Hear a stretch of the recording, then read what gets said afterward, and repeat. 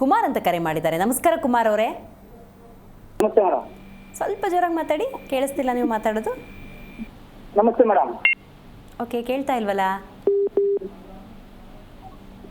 ಕೇಳ್ತಾ ಇದೆ ನೋಡಿ. ಇವಾಗ ಎಲ್ಲಿಂದ ಕರೆ ಮಾಡ್ತಾ ಇದ್ದೀರಿ ನೀವು? ನಾವು ಮೈಸೂರು ಜಿಲ್ಲೆ ನಂಜನಗೂಡು ತಾಲೂಕಿಂದ ಮೇಡಮ್. ಇಲ್ಲಿ ಮೈಸೂರಿಂದ ಕರೆ ಮಾಡ್ತಾ ಇದ್ದೀರಾ? ಹೌದು, ಮೈಸೂರಿನ ಜಿಲ್ಲೆ. ಓಕೆ, ಗುರುಗಳಿದ್ದಾರೆ, ಮಾತಾಡಿ. ಹಲೋ, ಹೇಳಿ ಮೇಡಮ್. ನಮಸ್ತೆ ಗುರುಜಿ. ನಾರಾಯಣ, ಹೇಳಿ ಕುಮಾರ್.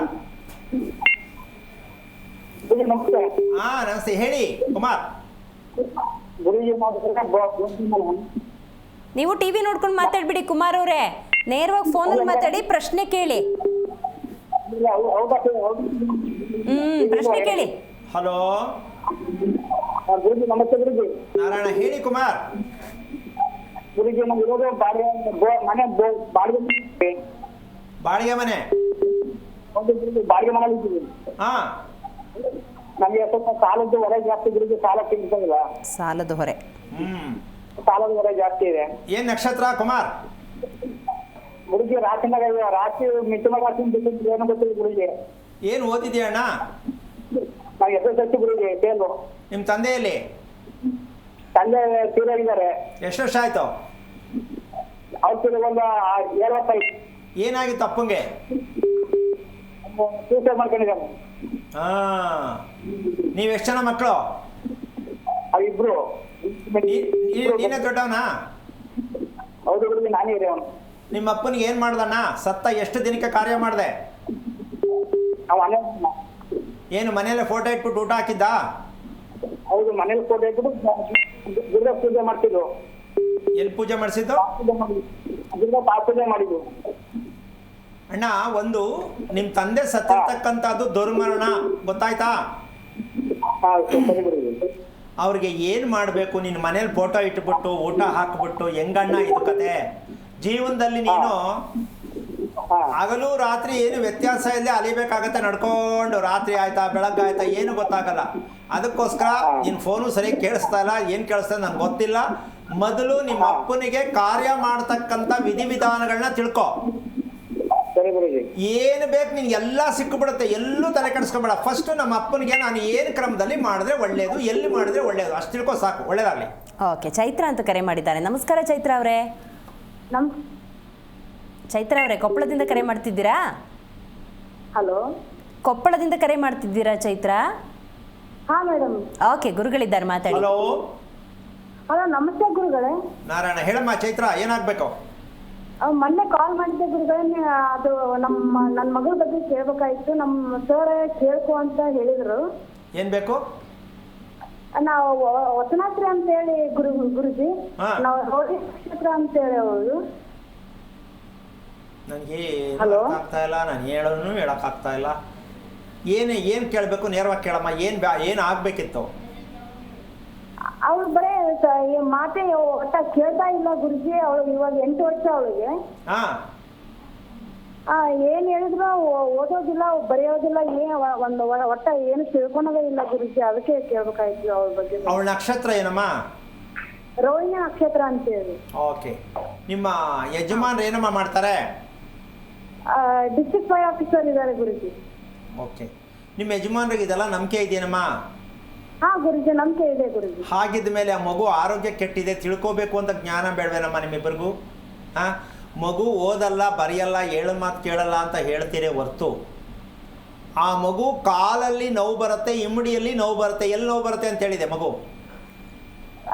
ಏನೂ ಹೇಳಿಲ್ಲ ಗುರುಜಿ. ಹೊಟ್ಟೆ ನೋವು ಇವಾಗಿನ ಒಂದು 8 ದಿನದಿಂದ ಹೊಟ್ಟೆ ನೋವು ಅಂತಂದು ಹೇಳ್ತಿದ್ದಾರೆ ಗುರುಜಿ. ಸರಿ, ಮಂಕ್ ತರ ಕೂತ್ಕೋತಾಳೆ, ಗಮನಿಸಿದ್ಯಮ್ಮ ನಿನ್ ಮಗಳು? ಹಾ ಗುರುಜಿ, ಹಾಗೆ ಕುತ್ಕೊಂತ ಗುರುಜಿ. ಈಗ ಆ ವಯಸ್ಸಿಗೆ ಯೋಚನೆ ಮಾಡ್ತಾವಳ ಅಂತ ನಿನ್ಗೆ ಅನ್ಸುತ್ತೆ? ಹಾ ಗುರುಜಿ. ಆ ಮಗುಗೆ ಯೋಚನೆ ಇಲ್ಲ, ಭಯ ಶುರುವಾಗಿದೆ, ನಾನು ಏನಾಗ್ಬಿಡ್ತೀನಿ ಅಂತ. ಹಾ ಗುರುಜಿ. ಅಯ್ಯೋ, ಅಗ್ದಾಟ ಗೊತ್ತಾ ನಿನ್ಗೆ? ಸ್ಕಿಪ್ಪಿಂಗ್ ಅಂತಾರಲ್ಲ, ಗೊತ್ತಾ? ಹೇಳಿ ಗುರುಜಿ. ಅಗ್ದಾಟ ಆಡ್ತಾರೆ ಗೊತ್ತಾ ಹೆಣ್ಮಕ್ಳು? ಹಾ ಗುರುಜಿ. ಅದನ್ನೊಂಚೂರು ಆಡ್ಸಕ್ಕೆ ಪ್ರಯತ್ನ ಮಾಡು. 5 ದಿನ ಕಂಟಿನ್ಯೂ ಆಡಿಸು. ಬೆಳಗ್ಗೆ ಹೊತ್ತು ಒಂದು ಅರ್ಧ ಗಂಟೆ ಇಷ್ಟು ಮಾಡಿಸು. ಸ್ವಲ್ಪ ಅವಳು ಬಾಯ್ಬಿಟ್ಟು ಮಾತಾಡ್ತಾಳೆ, ನನಗೇನು ಆಗ್ತಾ ಇತ್ತು ಅಂತ ಗೊತ್ತಾಗತ್ತೆ ನಿಂಗೆ.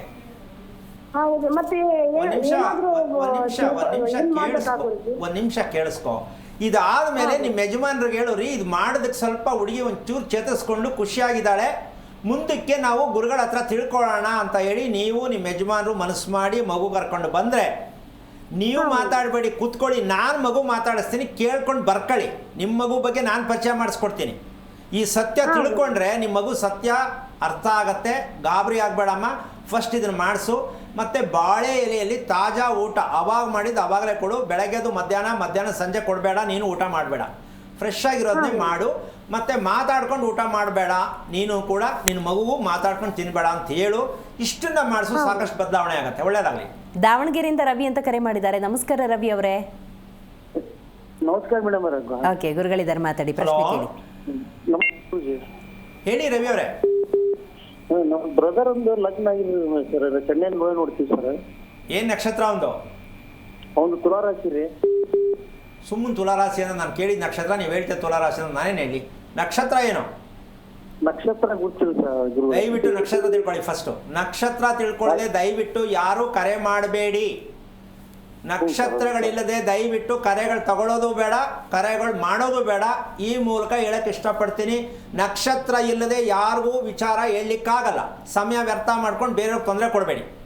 ನಕ್ಷತ್ರ ಇಲ್ಲ, ನಕ್ಷತ್ರ ತಿಳ್ಕೊಂಡು ಕರೆ ಮಾಡಿ, ಬೇಜಾರು ಮಾಡ್ಕೊಬೇಡಿ. ನಕ್ಷತ್ರ ಇದೆ ಹೇಳಲ್ಲ. ಓಕೆ ಓಕೆ ಗುರುಗಳೀಗ ಮನೆ ಅಂದಾಗ ಅದು ಅದೃಷ್ಟ ಹೇಗೆ ಅಂತ ಹೇಳಿದ್ರಿ, ಆ ಪಂಚತತ್ವಗಳ ಬಗ್ಗೆ ಹೇಳ್ತಾ ಇದ್ರಿ. ಈಗ 4 ದಿಕ್ಕುಗಳಲ್ಲಿ ಪಂಚತತ್ವಗಳ ಅವಶ್ಯಕತೆ ಅನಿವಾರ್ಯತೆ ಏನು ಅಂತ ಅಂದರೆ, ನಾನು ಅವಾಗ ಮೊನ್ನೆ ಒಂದು ಎಪಿಸೋಡಲ್ಲಿ ಹೇಳಿದೆ, ಭಗವಂತನಿಗಾಗಿ ನಾವು ಜಾಗ ಮೀಸಲಿಡಬೇಕು. ನಾವು ಮನೆ ಕಟ್ಟೋದು ಮುಖ್ಯ ಅಲ್ಲಮ್ಮ ಇಲ್ಲಿ ವಿಷಯ.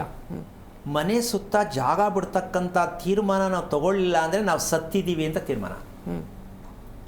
ಮನೆ ಸುತ್ತ ಜಾಗ ಇಲ್ಲ ಅಂತ ಅಂದ ಮೇಲೆ ನೀವು ಆ ಮನೆಯಲ್ಲಿ ವಾಸ ಮಾಡೋದ್ರಲ್ಲಿ ಅರ್ಥ ಇಲ್ಲ. ಕೊನೆ ಪಕ್ಷ ಅಕಸ್ಮಾತ್ ಎಲ್ಲೋ ಹೋಗ್ಬಿಟ್ಟು ರೂಮ್ ಮಾಡ್ಕೋತೀವಿ ನಾವು ಲಾಡ್ಜಲ್ಲಿ, ಅಲ್ಲಿ ಬೇಕಾದ್ರೆ ವಾಸ ಮಾಡ್ಬೋದು ದಿಂದ ಬಾಡಿಗೆ ಕೊಟ್ಕೊಂಡು.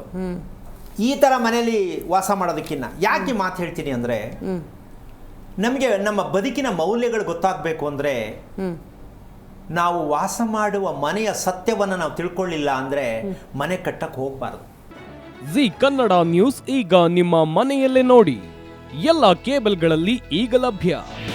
ನಿಮ್ಮ ನೆಚ್ಚಿನ ಜಿ ಕನ್ನಡ ನ್ಯೂಸ್ ಈಗ ಸನ್ ಡೈರೆಕ್ಟ್ ನಲ್ಲಿ number 292, Tata play number 1664, Jio TV number 1334, NXT digital number 30, in cable number 30, city networks 51, U digital number 162, GTPL number 17, Rockline telecommunications number 42, Shri Basaveshwara cable number 168, rural cable network 60, Vinayaka digital 57, Abhishek cable 821, city channel 53, Siddeshwara cable network 57, V4 digital Infotech 628, Surya digital networks 53, Gajanan digital number 836, Malnad Infotech private limited number